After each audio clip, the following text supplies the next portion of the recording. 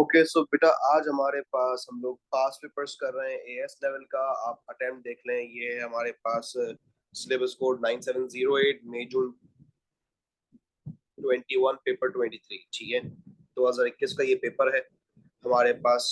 जो पहला क्वेश्चन है वो मैं बता रहा है। सबसे पहले क्वेश्चन समझेंगे ये क्वेश्चन क्या बता रहा है मुझे। क्वेश्चन की रिक्वायरमेंट क्या है।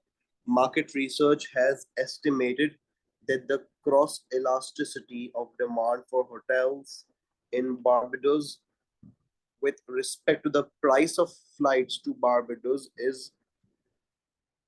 -2.5। ठीक है, अब देखें एक बात समझे।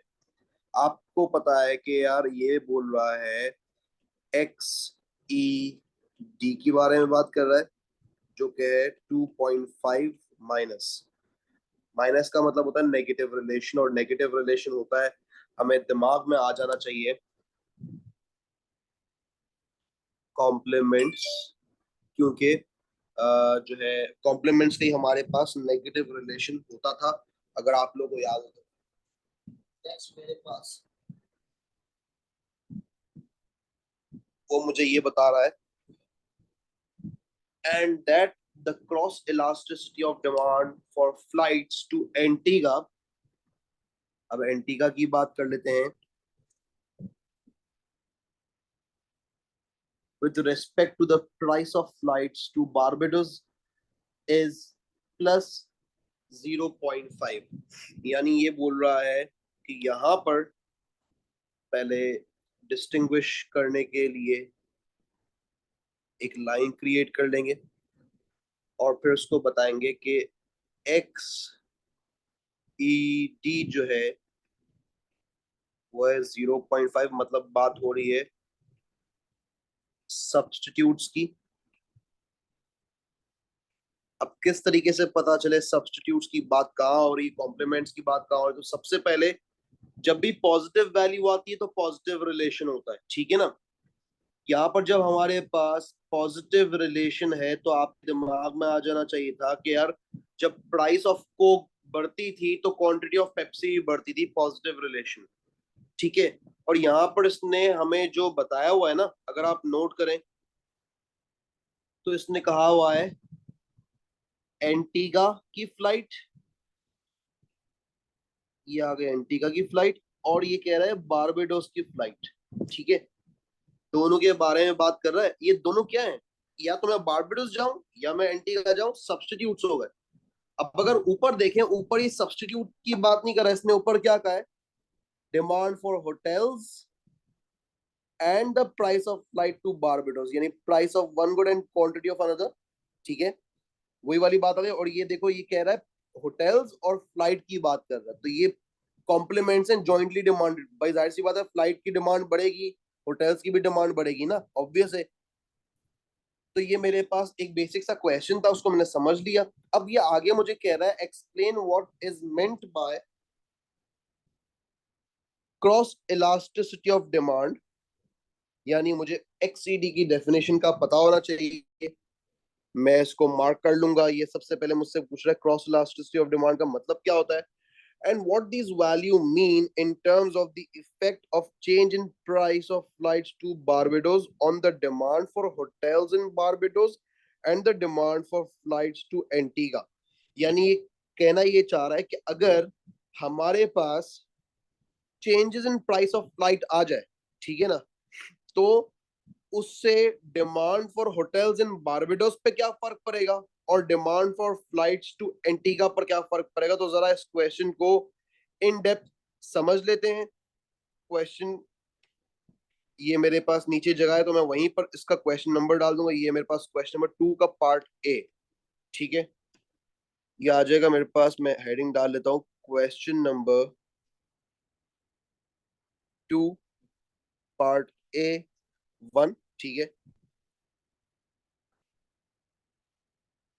सबसे पहले आप जो है यहाँ पर डिफाइन करेंगे एक्स ई डी को, यानी आपने क्रॉस इलास्टिसिटी ऑफ डिमांड की डेफिनेशन दे दी। ठीक है, मैं आपको ऑलरेडी ये पढ़ा चुका हूं, आपको पता है क्रॉस इलास्टिसिटी ऑफ डिमांड का क्या मतलब होता है। ठीक है, जैसे ही आपने क्रॉस इलास्टिसिटी ऑफ डिमांड की डेफिनेशन बताई, आप उसके बाद क्रॉस इलास्टिसिटी ऑफ डिमांड का जो है वो फॉर्मूला भी स्टेट कर देंगे। मैंने आपको फॉर्मूला भी लिखवाया, percentage change in quantity demand of good A divide by percentage change in price of good B. ठीक है, अब मेरे पास जैसे ही मैंने एग्जामिनर को डेफिनेशन दे दी, ठीक है, और जैसे ही मैंने इसका जो है फॉर्मूला बता दिया, यहाँ एग्जामिनर मुझे जो है वो 2 मार्क्स दे देगा। ठीक है, अब मैं आऊंगा A1 पर। A1 मुझे क्या बोल रहा है? A1 बोल रहा है द इफेक्ट, इसको दोबारा पढ़ें तो आपको अंदाजा होगा, the effect of changes in price of flight to Barbados on the demand for hotels in Barbados. एक तरफ प्राइस ऑफ फ्लाइट है और एक तरफ होटल्स इन द बारबेडोस है। ठीक है, तो ये बेसिकली अगर इन दोनों के कनेक्शन की बात की जाए तो ये कहलाएंगे कॉम्प्लीमेंट्स। ठीक हो गया? तो जरा A1 डिस्कस कर दें, A1 क्या होता है। ठीक है, तो सबसे पहले आप एग्जामिनर को बताएंगे कि ये जो हमारे पास बात हो रही है ना होटल्स की, एंड उसी के साथ साथ फ्लाइट्स की, तो ये दोनों आपस में कॉम्प्लीमेंट्स हैं। इसके बाद जैसे ही आपने बताया, आप उसके फौरन बाद कॉम्प्लीमेंट्स को कर देंगे डिफाइन। जैसे ही आप कॉम्प्लीमेंट्स को डिफाइन करेंगे, देन आपने उसका बताना है लॉ, जो कि आपको पता है नेगेटिव होता है। किस तरीके से लॉ डिसाइड करेंगे, देखिए नोट कीजिएगा। उसी इसी एग्जांपल को लेते हैं, होटल्स और फ्लाइट्स की एग्जांपल को लेते हैं, ठीक है ना। उसने हमें ऑप्शन में क्या दिया हुआ है, वो कह रहा है प्राइस ऑफ फ्लाइट की बात कर रहा है, ठीक है ना।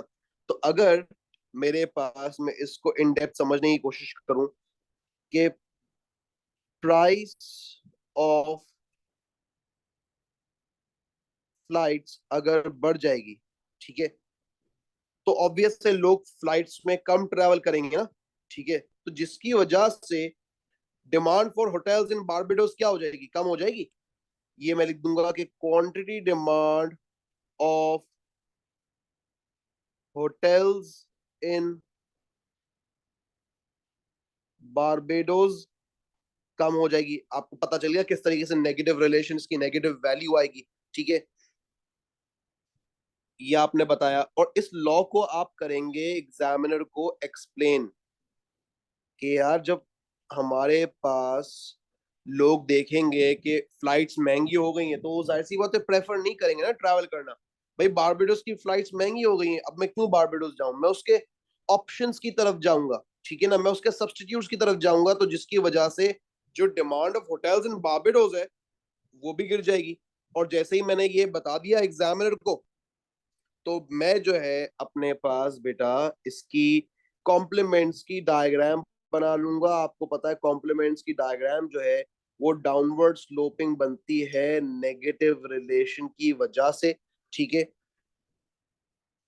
और एक एक्सिस पे आप price of flights to Barbados है, और दूसरे एक्सिस पे क्वांटिटी ऑफ होटल्स है। ठीक है, मेरे पास जगह नहीं है, ये आपने बेसिक प्राइस और क्वांटिटी निकाल ली। ठीक है, आप बताएंगे अगर प्राइस गिरती है तो क्वांटिटी ऑफ होटल्स बढ़ेगी, ऑब्वियस है, क्यू से Q1, प्राइस P से P1। और अगर वाइस वर्सा केस हो जाए, यानी प्राइस बढ़ जाए P से P2, तो ऑटोमेटिकली क्वांटिटी जो है वो गिर जाएगी Q से Q2। अब एक चीज हमने यहाँ पर अभी बताई नहीं एग्जामिनर को, वो है कि जो वैल्यू आ रही थी ना ऊपर -2.5, इसका क्या मतलब है? तो देखें बेटा, समझिएगा, फॉर्मूला मैं आपको समझाता हूँ। एग्जामिनर मुझे बोल रहा है कि इसकी वैल्यू आ रही है -2.5। तो सबसे पहले फॉर्मूला इसका लगाते हैं एक्ससीडी का, और इस फॉर्मूले से इसको समझने की कोशिश करेंगे। Percentage change in demand of hotels divide by percentage change in price of flights. अब आपके दिमाग में आपको ये समझ आ जाना चाहिए कि नेगेटिव साइन रिप्रेजेंट कर रहा है लॉ को, लॉ ऑफ डिमांड को। ठीक है, मैं यहां लिख देता हूं, नेगेटिव साइन रिप्रेजेंट कर रहा है लॉ ऑफ कॉम्प्लेंट्स, क्योंकि वो नेगेटिव वैल्यू आती है। और अगर मुझे जो है वो 2.5 लाना है, तो 2.5 के लिए मेरे पास आप फिगर देखें, न्यूमरेटर आपका क्या आना चाहिए, डिनोमिनेटर आपका क्या आना चाहिए। ये कोई बहुत रॉकेट साइंस नहीं है। अगर मैं यहां पर लिखता हूं 2.5 डिवाइड बाय 1, तो बेटा मेरा आंसर 2.5 ही आता है। ठीक हो गया ना? तो इसका ये मतलब है कि अगर प्राइस 1% से चेंज होती है तो उसकी क्वांटिटी डिमांड पे 2.5% का फर्क पड़ता है। ठीक है, तो ये मेरे पास जो है बेसिकली कॉम्प्लीमेंट्स की बात हो गई, और ये हाईली इलास्टिक कहलाएगा। ठीक है, ये जैसे ही हमारे पास कंप्लीट हो गया, हम अपने एग्जामिनर को बताएंगे कि जैसे ही हमारा पार्ट ए इस क्वेश्चन का कंप्लीट होता है, पार्ट बी पे आ जाते हैं। बल्कि पार्ट बी तो नहीं है, A2 है, बेसिकली A2। ठीक है, A2 को देख लेते हैं। बेटा A2 के अंदर उसने क्या कहा है, दोबारा से क्वेश्चन देखेंगे। वो कह रहा है effect of changes in the price of flights to Barbados on the demand for flights to Antigua.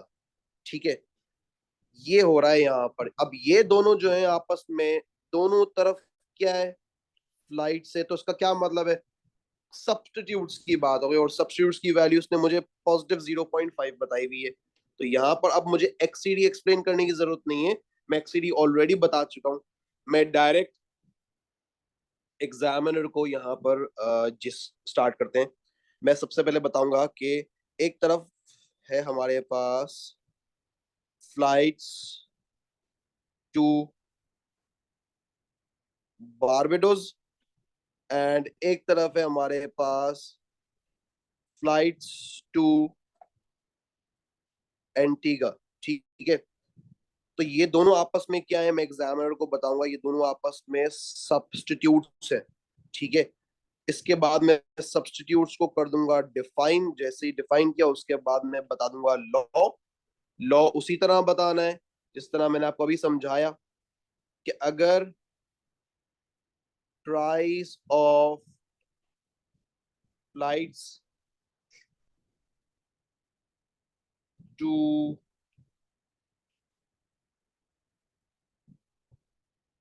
Barbados increase हो जाएगी, तो इससे ऑब्वियस है कि demand of flights to Antigua में क्या चेंज आना चाहिए। भाई देखिए, बारबेडोस की फ्लाइट्स महंगी हो गई हैं, तो लोग शिफ्ट होंगे ना कहाँ पे, उसके सब्स्टिट्यूट, उसका सब्स्टिट्यूट हमें दिया हुआ है एंटीगा। इसकी वजह से quantity demand of flights to Antigua increase हो जाएगी। तो बेटा ये आगे पॉजिटिव रिलेशन एग्जामिनर को मैं बताऊंगा, जिस तरीके से मैंने ऊपर बताया एक्सप्लेन करूंगा कि किस तरीके से ये लॉ पॉजिटिव है। जैसे ही मैंने एक्सप्लेन किया, उसके बाद मैं एक डायग्राम बनाऊंगा सब्स्टिट्यूट्स की। ये डायग्राम बन गई, बेसिक प्राइस निकालूंगा और बेसिक क्वांटिटी निकालूंगा। ये बेसिकली आपको क्या बताया जा रहा है यहाँ पर, ये है प्राइस ऑफ बारबेडोस, ये है क्वांटिटी टू एंटीगा। अगर प्राइस ऑफ बारबेडोस इंक्रीज होगी तो लोग प्रेफर करेंगे कि एंटीगा की फ्लाइट्स की डिमांड बढ़ा दें। सिंपल सी बात है, कोई रॉकेट साइंस नहीं है। ठीक है, पॉजिटिव लॉ इस तरीके से। और आपको अब मुझे बताने की जरूरत नहीं है कि वो 0.5 जो आया था वो क्यों आया था। तो मैंने यहाँ पर सिंपली दिया, 0.5 इसलिए आ रहा है कि percentage change in quantity demand जो है उसकी वैल्यू, और परसेंटेज चेंज इन प्राइस की वैल्यू। ये बेटे ये प्राइस ऑफ बारबेडोस है फ्लाइट्स की, और ये क्वांटिटी डिमांड ऑफ एंटीगा, इस बात को याद रखिएगा। तो ये मेरे पास 0.5 आ रहा है और ये मेरे पास 1 आ रहा है, तो बेटा मेरा आंसर 0.5 ही आएगा ना। तो ये इन इलास्टिक हो जाएगा बेसिकली, ज्यादा फर्क नहीं आ रहा। ठीक है, यानी 1% से अगर price of flight to Barbados change होती तो उसके अकॉर्डिंग 0.5% से क्वांटिटी ऑफ एंटीगा चेंज हो रही है। तो ये हमारे पास, हम चाहें तो इसकी डायग्राम में चेंज क्या ला सकते हैं, मैं आपको चेंज बताता हूँ। अगर आपको ये हाईली इन इलास्टिक दिखाना है ना, तो इसको इस तरीके से बनाएंगे। डायग्राम को देखिएगा बेटा, नोट कीजिएगा, कुछ भी नहीं करेंगे, हम सब्सटीट्यूट्स का डिमांड ग्राफ थोड़ा सा इन इलास्टिक बना देंगे। ये हमने बेसिक प्राइस, ठीक है, और बेसिक क्वांटिटी निकाल ली, पी और क्यू डी लिख दिया, ठीक है। हम बताएंगे अगर प्राइस ज्यादा से बढ़ रही है तो उसके अकॉर्डिंग क्वांटिटी कोई बहुत ज्यादा से नहीं बढ़ रही, कम से बढ़ रही है, ठीक है ना। ये मेरे पास इस तरीके से आंसर होगा। और हम चाहें तो कॉम्प्लीमेंट्स की डायग्राम इसी तरीके से चेंज कर सकते हैं, क्योंकि कॉम्प्लीमेंट्स में कह रहा है हाईली इलास्टिक, ठीक है ना। तो जरा डायग्राम देखेंगे, यानी 1% से क्वांटिटी में चेंज आ रहा है तो उसके अकॉर्डिंग 2.5% से, सॉरी 1% से प्राइस में चेंज आ रहा है तो उसके अकॉर्डिंग क्वांटिटी में 2.5% से चेंज आ रहा है। तो शो करेंगे डायग्राम को इस तरह बनाकर। ये देखिए, मैंने प्राइस का कम चेंज दिखाया है, क्वांटिटी का ऑटोमेटिकली ज्यादा चेंज दिख गया मुझे, क्योंकि मैंने इसको इलास्टिक के केस में ड्रॉ किया। आई होप आप लोगों को ये क्वेश्चन जो है वो समझ आ गया होगा, और ये इस तरीके से इसका आंसर होगा। जैसे हमारा क्वेश्चन खत्म होता है, हम अगले क्वेश्चन की तरफ जाते हैं, ठीक है। ये 8 मार्क का क्वेश्चन था, मैं आपको समझा समझा कर करा रहा हूँ, इसलिए जाहिर सी बात है टाइम लग रहा है एक चीज में, वरना इतना टाइम कंज्यूमिंग नहीं होगा, क्योंकि फिर आपकी तो प्रैक्टिस हो जाएगी, ऑब्वियस है। आ जाए अगला सवाल देखते हैं, यहाँ पर हम अपने पास क्या कोई अगला सवाल कर सकते हैं। नो, हम यहाँ से और कोई सवाल नहीं कर सकते regarding the course we done. तो बेटा आप लोग जो है सबसे पहले यहाँ इस चीज का स्क्रीनशॉट लें। I give you 5 seconds. Screenshot I hope done हो गया होगा, देन आप जो है वो इस चीज का स्क्रीनशॉट ले लें जो आपका सोल्यूशन है, ठीक है।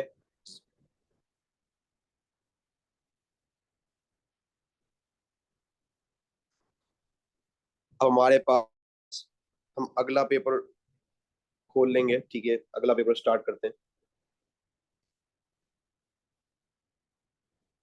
चलें, ये हमारे पास एक और पेपर आ जाता है, इसका अटेम्प्ट देख लें। ये है मई जून 21 पेपर 22, उसी साल का पेपर है लेकिन वेरिएंट 22 है, वो था वेरिएंट 23, ये वेरिएंट 22 है, ठीक है। तो यहाँ पे हम देखते हैं कि हम कौन सा सवाल कर सकते हैं। आ जाए, ये हम अगेन ये क्वेश्चन कर सकते हैं। ये वाला 3A देखते हैं सबसे पहले, समझ लेते हैं क्वेश्चन को, समझने की, पढ़कर उसको समझने की कोशिश करेंगे कि क्या कहना चाह रहा है क्वेश्चन। ये कह रहा है explain how the concepts of cross elasticity of demand can be used to distinguish between goods that are substitutes, those that are complements, and those that have no relationship, यानी unrelated goods। याद करें, मैंने unrelated goods भी आपको पढ़ाया था, ठीक हो गया।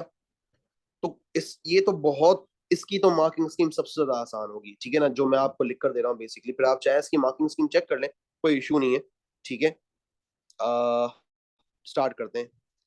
यहाँ पर हम लोग हेडिंग डाल देंगे, आंसर 3A, ठीक है। 3A में सबसे पहले बेटा क्रॉस इलास्टिसिटी की बात कर रहा है, ठीक है, या यस, क्रॉस इलास्टिसिटी की बात कर रहा है, ठीक है ना। क्रॉस इलास्टिसिटी का डायरेक्ट आप फॉर्मूला बता देंगे। आपने सबसे पहले डिफाइन कर देना है एक्स ई डी को, ठीक है। जैसे ही आपने एक्स ई डी को डिफाइन कर दिया, उसके बाद आप बताएंगे सब्स्टिट्यूट्स के बारे में, प्रॉपर उसको आप कर देंगे एक्सप्लेन, उसका लॉ बताएंगे, ठीक है। उसकी आप जो है डायग्राम बना लेंगे, साथ साथ आप उसकी एग्जाम्पल भी दे देंगे। एग्जामिनर ने कोई एग्जाम्पल नहीं दी तो मेरी गलती नहीं है भाई, मैं तो डायरेक्ट अपनी एग्जाम्पल दे दूंगा ना, ठीक है। मेरे पास एग्जामिनर ने कोई एग्जाम्पल नहीं दी हुई मुझे, तो मुझे इस बात में कोई सोचने की जरूरत नहीं है कि एग्जामिनर ने मुझे एग्जाम्पल क्यों नहीं दी। मुझे सिर्फ और सिर्फ अपना काम तरीके से करना है, दैट्स इट। ठीक है, आप इस बात को समझिएगा। चले, जैसे ही मैंने सब्स्टिट्यूट्स बता दिया, मेरा सब्स्टिट्यूट्स डन एंड डस्टेड हो गया। उसके बाद मैं एग्जामिनर को लेकर जाऊंगा और एग्जामिनर को बताऊंगा कि भाई यहाँ पर अब क्या होगा। अब मुझे बात करनी कॉम्प्लीमेंट्स की। ठीक है, सिंपल है, कोई रॉकेट साइंस नहीं है। क्रॉस इलास्टिसिटी की बात है, मैंने कॉम्प्लीमेंट्स बता दिया। कॉम्प्लीमेंट्स को मैं कर दूंगा एक्सप्लेन। कॉम्प्लीमेंट्स का मैं लॉ बता दूंगा, कॉम्प्लीमेंट्स की मैं डायग्राम बना दूंगा और कॉम्प्लीमेंट्स की मैं एग्जाम्पल दे दूंगा। ठीक है, और देन मेरे पास जो है वो आ जाता है यहाँ पर number 3, that is unrelated goods. ठीक है, अनरिलेटेड गुड्स के अंदर आपने कुछ भी नहीं करना, सिर्फ इतना एग्जामिनर को बताना है कि इसकी एक्सप्लेन ये करना है कि इसकी जो वैल्यू है वो जीरो होती है। ये law is the value bit, बेटा बेसिकली। ठीक है, पॉजिटिव वैल्यू होती है, नेगेटिव वैल्यू होती है, सब्स्टिट्यूट्स कॉम्प्लीमेंट्स की इस तरह बताना है। ठीक है, और इनका आपस में रिलेशन बिल्कुल बेकार होता है, कोई रिलेशन ही नहीं होता। इसकी एग्जांपल मैं आपको दे दूं, एक गाड़ी है, ठीक है, और वो let's say for example ice cream में आपस में कोई कनेक्शन नहीं है ना। ठीक है, तो अनरिलेटेड गुड्स की आपको एग्जांपल भी इसी तरह की देनी है कि जिनका कोई आपस में कनेक्शन ना हो। ठीक है, और आपने बताना है कि भाई इनकी वैल्यू जीरो इसलिए आती है कि भाई एक गुड की प्राइस के चेंज होने से दूसरे गुड पे कोई इफेक्ट नहीं पड़ता। ठीक है, ये आपने बता दिया। आपके पास ये 3A कंप्लीट हो गया पूरा, कोई इसमें आपके मार्क्स नहीं काट सकता। ठीक है, देन मेरे पास यहाँ पर जैसे ही 3A वाइंड अप होता है, उसके बाद देखें हमारे पास है 3B। चले, 3B तो हमको यहीं से दिख रहा है।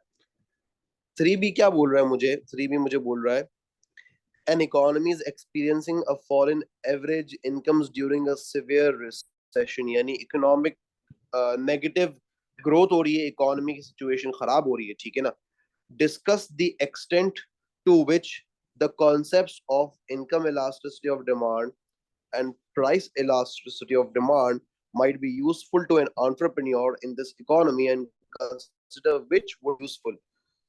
ये सिंपल आपके पास इसको आप किस तरीके से करेंगे? यूजफुलनेस ऑफ पीडी करवाई हुई है मैंने आपको, यूजफुलनेस ऑफ वाईडी मैंने आपको करवाई हुई है। ये दोनों आपने यहाँ पर एग्जामिनर को बताने हैं। सबसे पहले आप एग्जामिनर को यहाँ पे सबसे पहले हेडिंग डाल देता हूँ, दैट इज 3B। यहाँ पर बेटा आप अपने आंसर को शुरू करने के लिए सबसे पहले वाई ई डी को कर दें डिफाइन। ठीक है, और फिर वाई ई डी की जो है, जो मैंने आपको यूजफुलनेस कराई थी, यूजफुलनेस अगर आपको देखनी है तो बेटा मैं आपको दिखाया था, और आपके पास तो ऑलरेडी आपका पेज खुला हुआ ही होगा। ठीक है ना, जिसमें आपको यूजफुलनेस बहुत इजीली दिख जाएगी।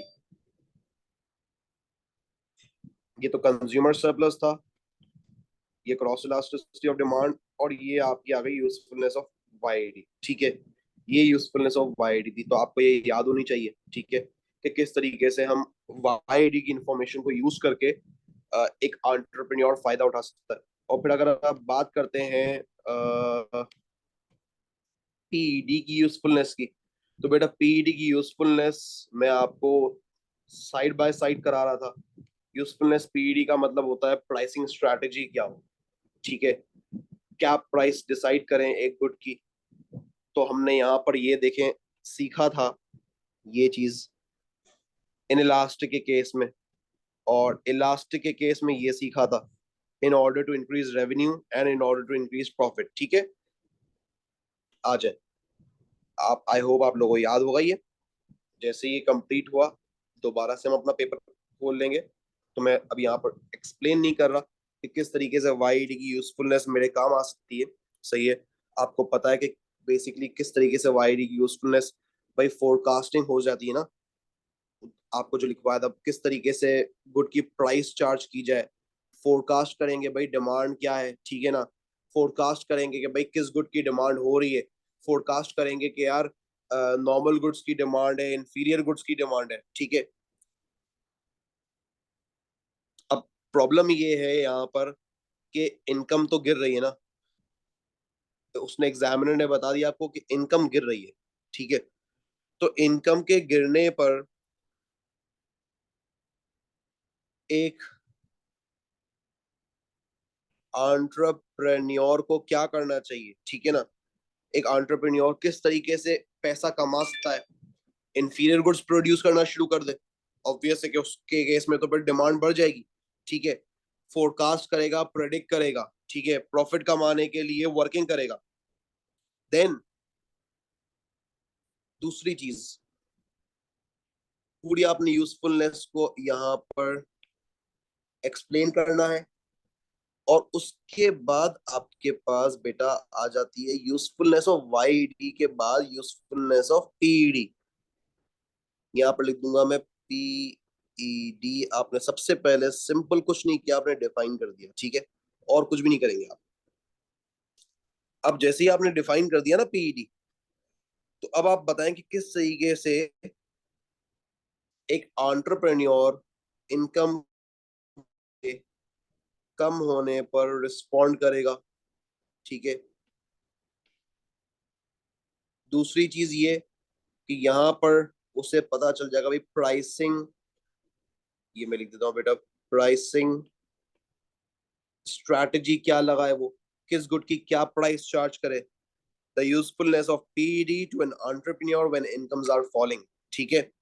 अब मेरे पास जैसे ये चीज कंप्लीट हो जाती है, ठीक है, तो मैं एग्जामिनर को क्या बताऊंगा। अच्छा, सबसे पहले तो मैं आपको बता देता हूँ कि एक एंटरप्रेन्योर क्या करेगा। देखें, एक एंटरप्रेन्योर जब देखेगा कि लोगों की इनकम्स गिर रही हैं, तो वो इंफीरियर गुड्स को प्रोड्यूस करना शुरू करेगा। वो जो है इन इलास्टिक गुड्स को प्रोड्यूस करना शुरू करेगा, ठीक है। फिर जब वो देखेगा कि यार लोग कम कमा रहे हैं, तो ऑब्वियस है खर्चा भी कम करेंगे, लेकिन नेसेसिटीज तो बाय करेंगे ना, जो नीड्स है उसकी वो तो बाय करेंगे। यानी इन इलास्टिक गुड्स है या परफेक्टली इन इलास्टिक गुड्स है, तो मैं उनको प्रोड्यूस करना शुरू करूं। उनकी प्राइसिंग स्ट्रैटेजी में अपनी प्राइस बढ़ाकर भी फायदा कमा सकता हूँ, ठीक है। मैं राइट टाइम का वेट कर सकता हूँ, मैं उनको ऐसा प्रोडक्ट बना कर दूं जो कि सस्ता भी हो और उनके लिए अच्छा भी हो, प्रॉब्लम सॉल्विंग प्रोडक्ट, ठीक है। जैसे ही मेरे पास ये कंप्लीट हो जाएगा, इसके बाद मैं एग्जामिनर को ऑब्वियस है कि कंक्लूजन भी दूंगा। देखें, सबसे पहले आपको समझने की चीज ये है कि यहाँ पर एक एंटरप्रेन्योर का काम क्या है। सबसे पहले आपको ये पता होना चाहिए कि एंटरप्रेन्योर होता कौन है। एक रिस्क टेकर होता है, एक ऐसा बंदा जो कि कंबाइन करे all other goods and services, ठीक है। तो मैंने आपको अभी थोड़ी देर पहले बताया कि भाई जब प्राइस इलास्टिसिटी ऑफ डिमांड की बात होगी, तो उससे एंटरप्रेन्योर को ये पता चल जाएगा कि उसका किस गुड में रेवेन्यू है और किस गुड में रेवेन्यू नहीं है, और उसे किस गुड की प्राइस बढ़ानी और किस गुड की प्राइस गिरानी है अगर उसे रेवेन्यू कमाना है। यानी अगर इन इलास्टिक गुड है तो वो प्राइस को ज्यादा परसेंटेज से बढ़ा दे, क्वांटिटी कम परसेंटेज से गिरेगी, उसका टोटल रेवेन्यू बढ़ेगा। और अगर गुड जो है वो इलास्टिक है, तो लोग जाहिर सी बात है उसको स्किप करेंगे, तो प्राइस थोड़ी सी गिराए, क्वांटिटी डिमांड ज्यादा परसेंटेज से बढ़ेगी और आपका टोटल रेवेन्यू बढ़ जाएगा, ठीक है। फिर एस्टिमेशन यहाँ पर आ जाएगी बेटा। वो एस्टिमेट्स करेगा ना कि यार डिमांड को फोरकास्ट करेगा, वो ये देखेगा भाई क्या चीज में उसे इन्वेस्ट करना चाहिए, इन्वेस्टमेंट डिसीजंस जिसको कहते हैं, ठीक है। वो प्रोडक्शन की प्लानिंग करेगा, वो देखेगा उसकी मार्केट की लोकेशन क्या है, फिर वो चाहेगा अगर इनकम गिर रही है ना, तो यार एवरेज इनकम उसने नोट करें। एक बात यहाँ पर नोट करने की बात ये है कि उसने एवरेज इनकम का है, उसने ये नहीं कहा हर एक की इनकम गिर रही है, एवरेज गिर रहा है। यानी कुछ लोग अभी भी इकोनॉमी में ऐसे होंगे जो कि अमीर होंगे ना, जिनके पास पैसा ज्यादा होगा, तो मैं एक काम करूं अपनी दुकान वहां जाकर खोल लूं जहां पर पैसा ज्यादा है। That's it. ये हमारे पास इस तरीके से चीजें चलेंगी। आई होप आप लोग को समझ आ गया होगा। अब आप एग्जामिनर को कंक्लूजन में एग्जामिनर को बताएंगे कि यार दोनों नॉलेज जो है उसके लिए बहुत इंपॉर्टेंट है, और ये दोनों नॉलेज को एक साथ यूज करके काम कर सकता है। हाँ, वाईडी की नॉलेज इस केस में ज्यादा उसके लिए यूजफुल रहेगी, क्योंकि जब तक उसे वाईडी का पता नहीं होगा, वो प्राइसिंग स्ट्रैटेजी अप्लाई नहीं कर सकता, ठीक है ना। तो वाईडी से प्राइसिंग स्ट्रैटेजी का उसे पता चलेगा। तो ये हमारे पास इसका सोल्यूशन होगा। आई होप कि आपको कोई प्रॉब्लम नहीं है। यस आई नो ये बड़ा ट्रिकी सवाल है, ठीक है। तो हमारे अगर मैं हम अपने टीचर की बात करें, हमारे टीचर हमें ये कहते थे कि जब भी वाईडी का सवाल आए ना, आपने उसे अटेम्प्ट नहीं करना, या यूजफुलनेस ऑफ पीईडी का सवाल है, आपने उसे अटेम्प्ट नहीं करना। तो इस बात से मैं एक हद तक अग्री करता हूँ, एक हद तक डिसअग्री करता हूँ। दो मेरे वो टीचर हैं, उनके लिए रिस्पेक्ट अलग है, मगर वो इसलिए इस क्वेश्चन को करने का मना करते हैं क्योंकि क्वेश्चन टेक्निकल होता है। आप नोट करें ना, पार्ट बी कितना टेक्निकल था और पार्ट ए उतना ही आसान था। तो जिसका पार्ट ए आसान होगा, ऑलवेज रिमेंबर उसका पार्ट बी मुश्किल होगा। ये मेरे पास बेसिक क्राइटेरिया आपको याद रखना है।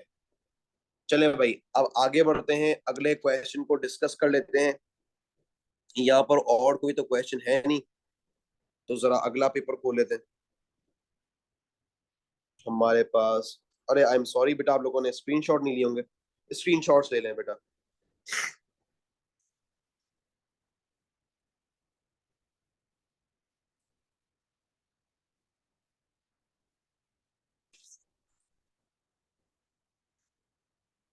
आई होप आपने स्क्रीनशॉट ले लिया होगा। अब जरा अगला पेपर खोलते हैं। अम,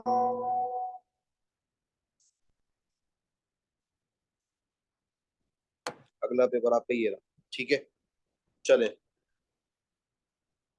ये हमारे पास एक पेपर है। अच्छा, यहाँ पर देखें, अभी हमने थोड़े टाइम पहले कंज्यूमर सरप्लस खत्म किया है और हमें उसने कंज्यूमर सरप्लस को देखिए यहाँ सवाल भी दे दिया, ठीक है। तो जरा स्टार्ट करते हैं सुकून से और समझने की भी कोशिश करेंगे कि ये क्या कहना चाह रहा है। यहाँ पर बेटा we are doing question number 3A। Okay, with the aid of diagrams, जिसका मतलब है एक डायग्राम तो बनेगी नहीं, ठीक हो गया। Explain how consumer surplus is affected by a decrease in price of a luxury product with many substitutes and of an essential product with few substitutes। तो यार आपके दिमाग में घंटी बजनी चाहिए कि यार ये जब बात कर रहा है many substitutes की और कह रहा है प्रोडक्ट भी लग्जरी है, तो इसका मतलब ये कह रहा है कि यार गुड जो है वो है इलास्टिक। और एक तरफ वो कह रहा है एसेंशियल प्रोडक्ट है जिसके सब्स्टिट्यूट भी नहीं, जिसका मतलब ये है कि वो बात कर रहा है इनइलास्टिक की। कहानी हो गई खत्म। उसने मुझे इलास्टिक इलास्टिक बोला नहीं है, वो तो जाहिर सी बात है, क्यों बोलेगा, वो पागल थोड़ी ना है। वो तो मुझे हिंट देगा ना एक, मैंने उसके बारे में बात करनी होगी अब। तो सबसे पहले एग्जामिनर की requirement is the introduction knowledge and understanding, ठीक है। तो सबसे पहले आप यहाँ पर लिख लेंगे सबसे पहले क्वेश्चन नंबर 3A का आंसर, ठीक है। आप सबसे पहले यहाँ पर डिफाइन करें कंज्यूमर सरप्लस। जैसे ही आपका कंज्यूमर सरप्लस डिफाइन हो जाए, आप उसकी डायग्राम बनाएं, ठीक है। जैसे ही आपकी डायग्राम बन जाए, डायग्राम के अंदर का एरिया आप हाईलाइट करके एग्जामिनर को बता दें कि ये मेरा डिमांड कर्व है बॉस, जिसमें मेरे पास ये प्राइस है, ये क्वांटिटी है, और ये मेरा एरिया ऑफ कंज्यूमर सरप्लस है, जो कि आप की बनाकर भी बता सकते हैं एग्जामिनर को।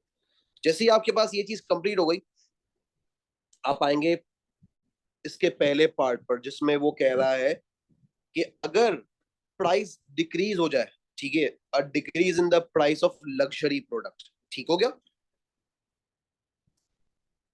तो सबसे पहले आप एक एग्जामिनर को बताएंगे फॉल ऑफ प्राइस एंड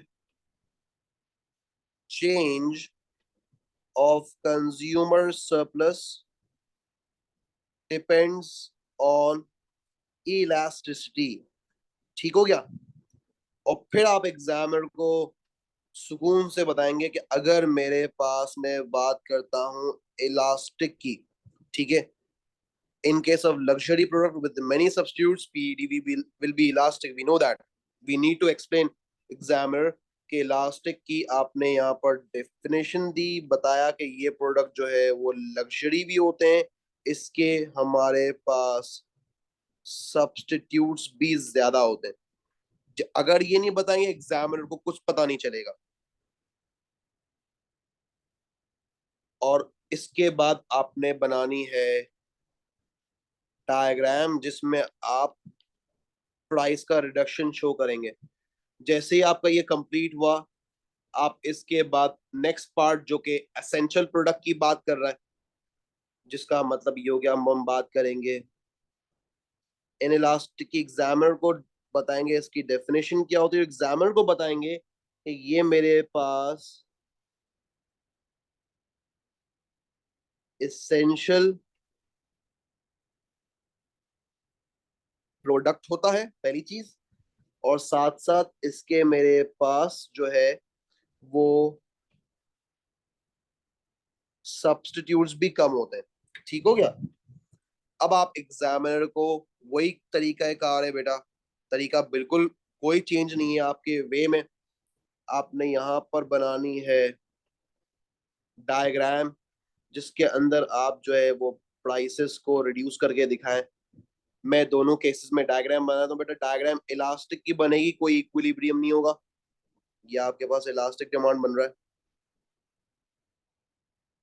ये रहा। आपने अपने पास बेसिक प्राइस, ठीक है, और बेसिक क्वांटिटी डिमांड निकाल ली, पी और क्यू लिख दिया, और आपने एग्जामिनर को बता दिया कि मेरे पास ये मेरा कंज्यूमर सरप्लस था, मैंने शेड कर दिया, ठीक है। और बल्कि मैं यहाँ पर इसको इस तरीके से पेन से ही शेड कर देता हूँ। ये मेरे पास मेरा कंज्यूमर सरप्लस है। अब हुआ ये कि मैंने प्राइस को गिराना है ना। अब देखिए, मैं प्राइस को गिराता हूँ ना, तो कंज्यूमर सरप्लस पे क्या इफेक्ट आ रहा है, बस वो आपने बताना है एग्जामिनर को। अब कंज्यूमर सरप्लस जो है, जाहिर सी बात है, चेंज हो रहा है, ऑब्वियस है। प्राइस P1 जा रही है, क्वांटिटी Q1 जा रही है, और कंज्यूमर सरप्लस जो है वो इंक्रीज हो रहा है। It's as simple as that. वही शेड आप कंटिन्यू कर देंगे, ठीक है। और इनइलास्टिक की डायग्राम आ जाए, इनइलास्टिक की डायग्राम बना लेते हैं। ये आपने अपने पास जो है बेसिक क्राइटेरिया बना लिया। ये आपके पास आपकी एक प्राइस और क्वांटिटी आ गई, ठीक हो गया। P&QD। आप एग्जामिनर को बताएं कि सबसे पहले इनिशियली मेरा कंज्यूमर सरप्लस ये था। अब हुआ ये है कि प्राइस गिरी है, तो मेरे पास ऑब्वियस है कि क्वांटिटी भी बढ़ रही है, फेयर इनफ। अब आप एग्जामिनर को बताएंगे कि मेरे पास कंज्यूमर सरप्लस मेरा इंक्रीज हो रहा है। आप देख सकते हैं कहाँ कंज्यूमर सरप्लस ज्यादा परसेंटेज से इंक्रीज हो रहा है। देखिए, प्राइस ज्यादा परसेंटेज से इनइलास्टिक में गिरती है, तो कंज्यूमर सरप्लस ज्यादा परसेंटेज से इनइलास्टिक में ही बढ़ेगा। और प्राइस कम परसेंटेज से इलास्टिक में गिर रही है, तो कंज्यूमर सरप्लस भी कम परसेंटेज से बढ़ेगा इलास्टिक के अंदर। ये आपका सवाल डन एंड डस्टेड हो गया, complete, no problem at all. आ जाए, अगला क्वेश्चन देखते हैं। अगला क्वेश्चन, मुझे मेरे पास जगह जगह जगह जगह जगह नहीं है बेटा। आप लोग एक काम करें ना, आप लोग सबसे पहले इसका स्क्रीनशॉट लें, तो फिर मैं इस चीज को रब कर दूं और आपको पार्ट बी भी यहीं पर करवा दूं।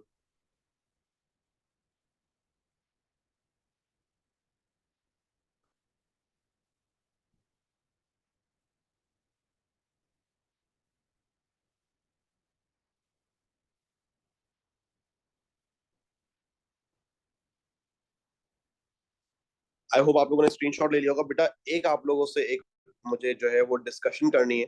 सबसे पहले तो मैं जो है इस चीज को रब कर दूं, और आप लोग की क्लास के हवाले से बेटा, आप लोग की क्लासेस जो है मैं यहाँ पर लिख देता हूँ। आप लोग उसका स्क्रीनशॉट ले लें। मंडे को आपकी क्लास 6 to 7 होती है, ओके। लेकिन मंडे को ही आपकी एक और क्लास होगी 3:30 to 4:30। आपकी 2 क्लासेस होंगी मंडे को, ठीक है। आई होप आप लोगों को कोई प्रॉब्लम नहीं है। देखें, पॉइंट ये है, आपका टाइम जाहिर सी बात है मुझे इंक्रीज करना है ना, ठीक है। तो 3:30 to 4:30 Monday and 6 to 7 Monday, यानी मंडे के दिन में आपकी 2 क्लासेस हो रही हैं। देन आप आ जाएं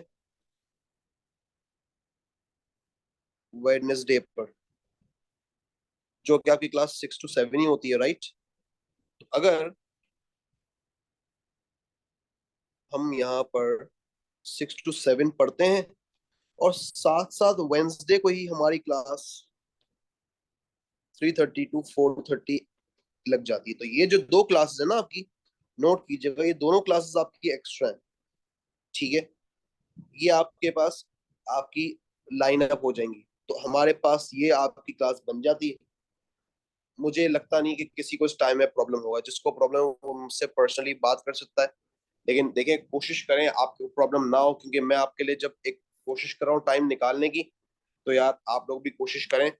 ये जो है आपकी मंडे और वेंसडे को जो ये वाला टाइम है, ये एक्स्ट्रा मैंने लगाया है प्रेपरेशन करके। अच्छा, जैसे ही आपके पास ये चीज एंड होती है, आपके पास अगला स्लॉट है। लेकिन ये तो हम बात कर रहे थे एएस की सिर्फ, ठीक है। अब बात कर ले ए टू की। ए टू की हमारी क्लास जो है वो ट्यूसडे